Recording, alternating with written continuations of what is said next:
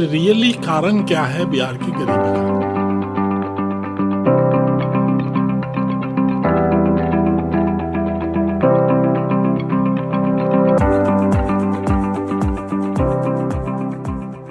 बिहार से नेटवर्क के मेरे मित्रों, सब्सक्राइबर्स, दर्शक और प्रशंसकों, आपका स्वागत है। मैं श्रीकांत शर्मा, आपका होस्ट। संजय कुमार पिछले 35 वर्ष से दिल्ली में रहते हैं। बेसिकली वो बिहार के वैशाली जिले से आते हैं। उनकी प्रारंभिक शिक्षा बिहार में हुई और बाद में उच्च शिक्षा के लिए वो तमिलनाडु के चेन्नई क्षेत्र में चले गए। उन्हें शिक्षा के बारे में बिहार और चेन्नई दोनों का अनुभव है कि वहाँ शिक्षा का स्तर क्या है, बिहार में किस प्रकार की शिक्षा है, किस तरह के स्कूल वहाँ पर हैं, और बिहार से बाहर जैसे तमिलनाडु जिले में वो रहे, उन्हें वहाँ का भी अनुभव है। उनके बच्चे दिल्ली में पढ़ते हैं, उन्हें दिल्ली के स्कूल्स का भी अच्छा खासा अनुभव और जानकारी है। इसी प्रकार से वो दिल्ली के विभिन्न जीवन के क्षेत्रों के बारे में जानकारी रखते हैं। आइए सुनते हैं बिहार के बारे में वो क्या सोचते हैं जहां उनका जन्म हुआ। श्री संजय कुमार। मैं संजय कुमार बिहार के वैशाली जिले से रहने वाला हूँ। तकरीबन 35 वर्ष से मैं दिल्ली शहर में रहता हूँ। मैंने अपनी शुरुआती पढ़ाई लिखाई वैशाली जिले में रह के ही किया था। उसके बाद मैं हायर एजुकेशन उच्च शिक्षा के लिए मैं तमिलनाडु चेन्नई में चला गया।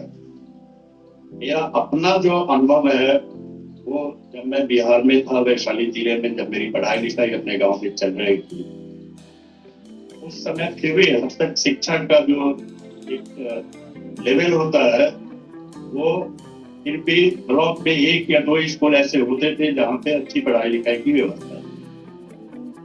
लेकिन ये दूसरे जिलों में भी ये समस्या थी। एक तो बहुत बड़ी समस्या थी कि अच्छे स्कूल नहीं। हम लोग के पास जमीन जायदाद थी तो लोग खेती वगैरह, हमारे जो पेरेंट्स होते थे वो खेती वगैरह करते थे। तो मैंने देखा कि जो हमारे दादाजी जो खेती करते थे वो हमारे जो फादर पेरेंट्स जनरेशन है वो ही खेती, सेम टू सेम। जितना खेती उस समय होती थी उतना ही खेती उस समय भी होती थी।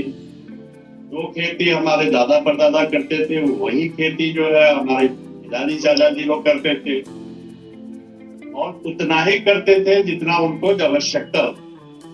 ये हमने कभी नहीं देखा कि उसको इनकम के लिए या कुछ दृष्टिकोण से कुछ नए फसल या कुछ उस तरह के फसल की खेती हो जिससे कि इनकम बढ़े। ये एक बहुत बड़ी समस्या आज भी वही मैं देख रहा हूँ। उसी पैटर्न पे आज भी लोग वही खेती, गेहूं चावल, तो उससे कुछ चेंज नहीं हो रहा, कुछ नई तरह की खेती नहीं कर रहा है, जिस वजह से जो है इनकम नहीं बढ़ रहा। और ऑब्वियसली रोजगार की एक बहुत बड़ी समस्या है बिहार में। शुरुआत थी जब इंडिया आजाद हुई थी, उस समय जो हमारे पहले मुख्यमंत्री थे उस समय झारखंड भी साथ में थी, तो उसका बेनिफिट बिहार के लोगों को भी, इस तरफ के लोगों को भी मिलता था। झारखंड जब बिहार से अलग हो गया तो इंडस्ट्रियलाइजेशन डिवाइड हो गया। जो अब क्षेत्र बचा है वहां पे इंडस्ट्री नहीं, और जो शुरुआती समय में जो इंडस्ट्री लगाई गई थी वो आगे जाके वो कंटिन्यू नहीं, बंद हो गई पुराने होने की वजह से, या डाइवर्जन नहीं हुआ, या कुछ इस तरह की समस्या से आज ये हालत है कि नॉर्थ बिहार में कोई उस तरह का इंडस्ट्रियल हब नहीं। तो वो एक बहुत बड़ा कारण है वहाँ के लोग गरीब होने का। मैंने एक किताब पढ़ी है, डॉक्टर एल.पी. सेन ने लिखा है बिहार की गरीबी पे, उसकी संघर्ष पे, उसकी समस्या पे।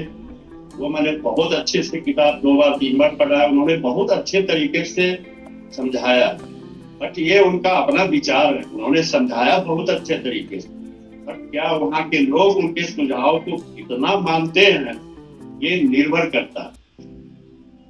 वैसे मैं उस किताब को अच्छे से पढ़ा हुआ, अगर लोग उस किताब को भी कुछ भी फॉलो करेंगे तो ऑब्वियसली ये आगे बिहार के लोगों को जो है मदद मिलेगी, आगे जो है इम्प्रूव कर सकते हैं।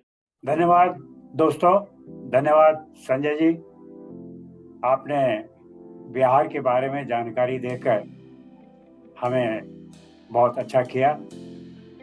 आप हमारे साथ इस प्रोग्राम में शामिल हुए, आपका बहुत बहुत धन्यवाद। मित्रों, इससे पहले कि हम इस कार्यक्रम की समाप्ति करें, हम आपसे चाहेंगे कि यदि आपने बिहार से नेटवर्क को अब तक सब्सक्राइब नहीं किया है तो उसे सब्सक्राइब कर लें, बेल आइकन दबाना ना भूलें। अपने अनुभव आप कमेंट बॉक्स में साझा कर सकते हैं। यदि आपको बिहार की जानकारी अच्छी लगी हो तो आप कृपया इस वीडियो को लाइक भी करें। धन्यवाद।